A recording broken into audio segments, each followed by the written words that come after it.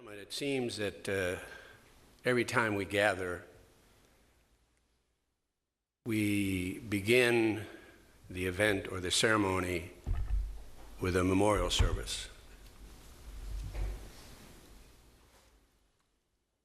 And I suspect that in your head and in your heart, you probably say to yourselves, when will it end? I suspect there's a sense of disappointment, perhaps anger, fear. But I think all of us should be inspired by the fact that those who have been subjected to the torture and the murderous rampage of the mullahs and Maliki and his cohorts do not fear. They are not disappointed. They're not looking for an easy way out. Fear, repression, it's not part of who they are.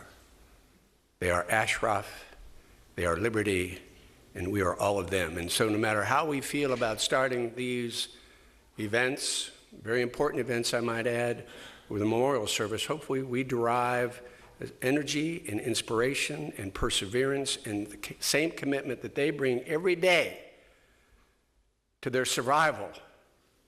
It's not just they survive, it's the idea that they promote. It's the idea in their head and their heart that they seek to survive. A free, just, independent, non-nuclear Iran. We need to remember that.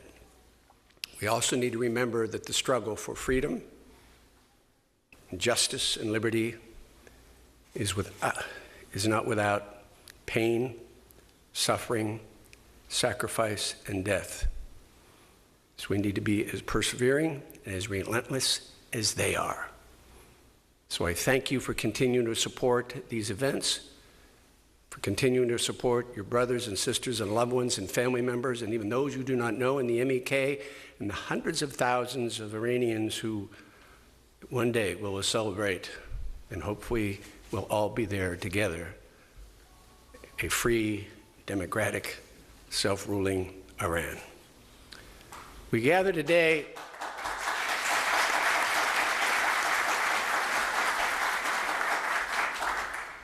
I must tell you, I was listening to General Phillips and Wes and his colleagues, and I'm reminded of the conversation I had with Dan Fried when I suggested we get together some people on the phone. We need to do something about the residents in Ashraf.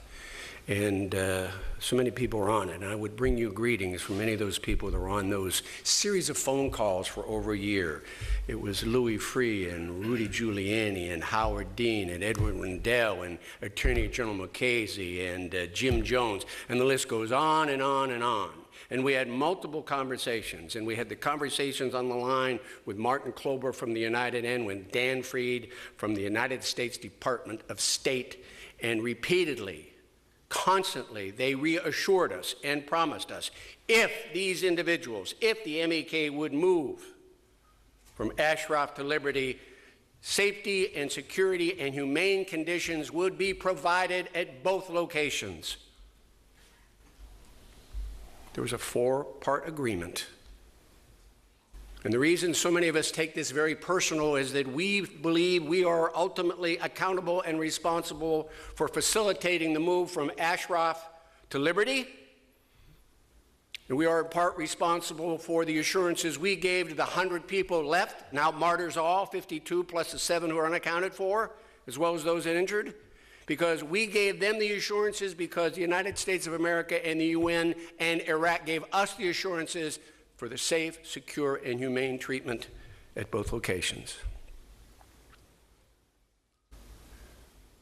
I'm tired of saying that these are broken promises, assurances that were not kept.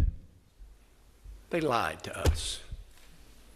And at the end of the day, as people have talked about this before, truth will prevail and justice will prevail. So we gather again and we assemble today to call upon our government not only keep its promises and its assurances, we call on the UN to make Liberty, designate Liberty as a refugee camp. Oversee the provision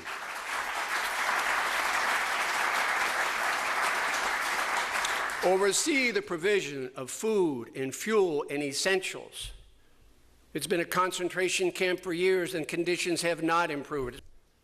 It's about time that we kept those promises. It's about time we kept, more importantly, our word. Our word. Shame on us. Shame on us. And in spite of all this, we have the ideological tsunami in the region called ISIS. And we have a president who's publicly admitted he doesn't really have a strategy to deal with it. Think about the sweep of the Iranian influence in that region, and it is undeniable that they are as responsible for the chaos and the carnage as any other country in that region. That is a red line, unlike the red line in Syria that the president drew before and ignored. This is a red line that should never be crossed. They cannot be part of any solution. I'll tell you what we need to do. We need to support al-Abadi. He needs to build a coalition government. We need to supply the Kurds.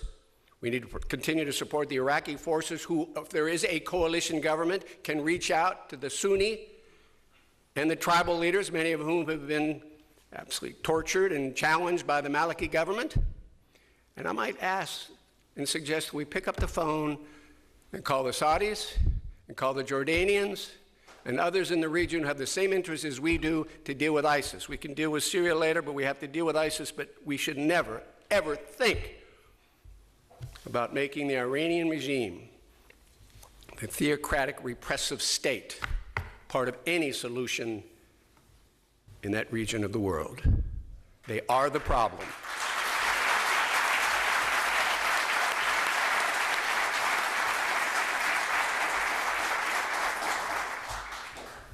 It was a magnificent statement from some incredibly courageous men and women here, young and old.